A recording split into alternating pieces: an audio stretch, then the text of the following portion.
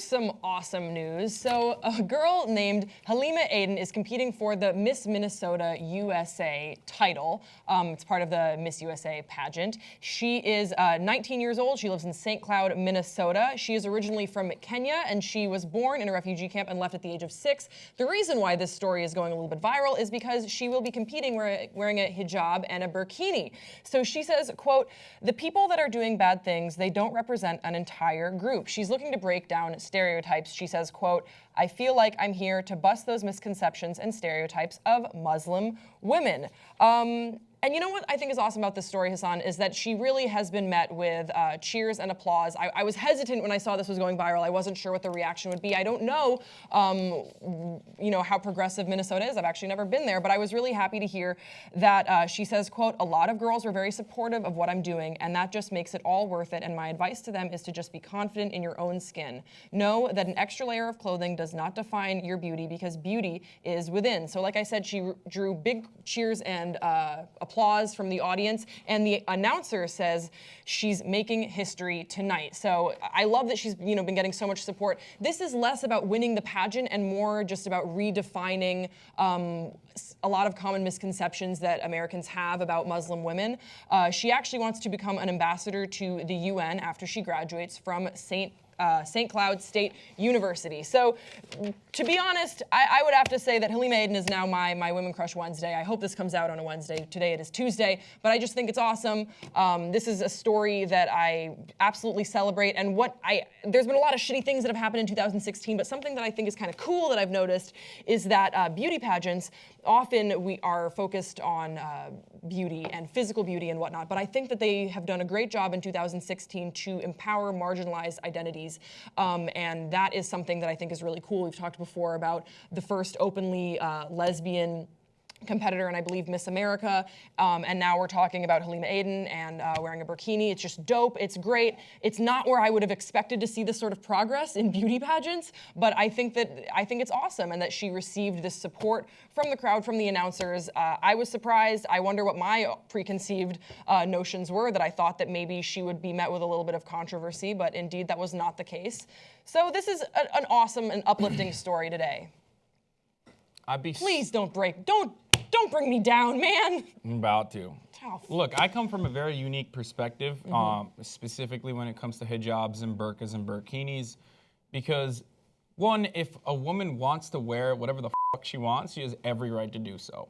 However, I personally, because I was raised Muslim, but I was raised in a very progressive Muslim family and in a very progressive Muslim environment like Turkey and Istanbul, which is now changing, that's unfortunate, but I have a different perspective on burqas.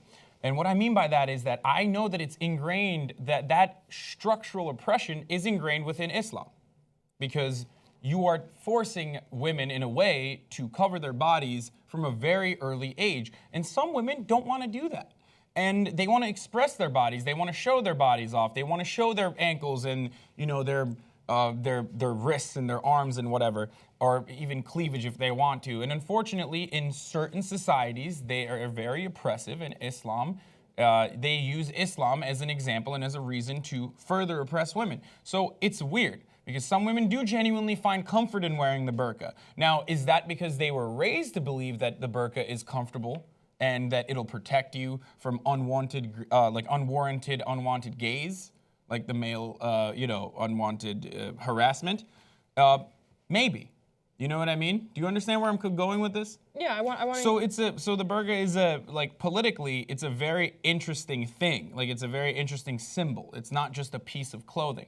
Now, having said that, if I was, and because I think all organized religion is bullshit, and that pertains to every single one of them, if I said I'm a Pastafarian and I want to wear a Canadian tuxedo on my, beauty pageant, I probably wouldn't get the same level of recognition, wouldn't get to the level that she was at. She's beautiful, by the way. She is beautiful. And unfortunately, that's what pageants are for. So, the fact that she's not abiding by the rules and still getting to this position makes me feel like this is yet another PR move, but good on them for raising awareness about and normalizing and welcoming women of color and also people that believe in a different religion, a religion that a lot of people are afraid of right now, and bringing them into society. So I'm conflicted. Right, I hear you. I think that it's a little bit, oh, you're gonna love this word, problematic, to equate Islam with Pastafarianism, because, you know, we're talking about, we're in a moment in history right now where there are people that absolutely want to have a Muslim registry in the United States of America. So it's a little bit different because no one is persecuting people who identify as Pastafarians, but there are people that do feel. Which is why I brought up the second part of that. Right. When So I hear that you're conflicted because you were raised in Muslim culture and I was not. The only thing that I can respond to is sort of the sentiments that I see around me in the United States right now, and the stigma against people of the Muslim faith and people who quite literally wear that faith on their sleeve. It's different. If you are, you can't. It's just not an option for her to Which is why a registry is also equally stupid and frivolous, because how are you going to figure out what a certain person's faith is? I'm a Muslim. No one would know that. But I did just say it on camera. Holy shit, let's edit that part out. Right, but I'm a Christian. But think of, Jesus Christ. There is absolutely sort of an unprecedented courage for her to go on stage wearing a burkini, wearing the hijab in the current climate that we are living in, and I think that should be recognized, and it is something that needs to be shown and normalized, because we don't see that enough. We don't see these characters on TV, which is how any sort of marginalized identity gets normalized, is when we see it on television. Look, this is not the same thing at all, but think about Will and Grace.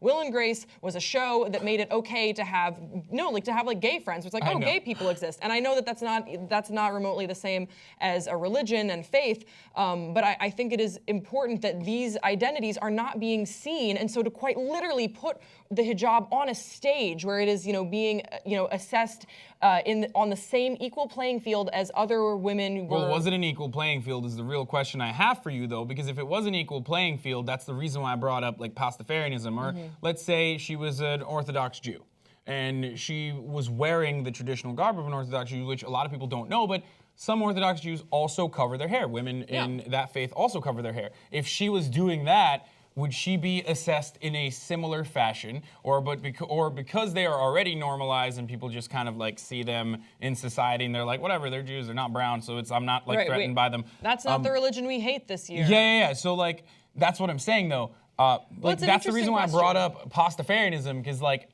if you are of the mindset that all religions are across the board, if people want to treat them with respect, they can, and I do, but to me, it's ridiculous. And if there's a competition that requires you to look a certain way, which, like it or not, that's what beauty pageants are about. They're not about the questions that they ask you. They only ask you those questions because they want to make fun of you, kind of. They don't really...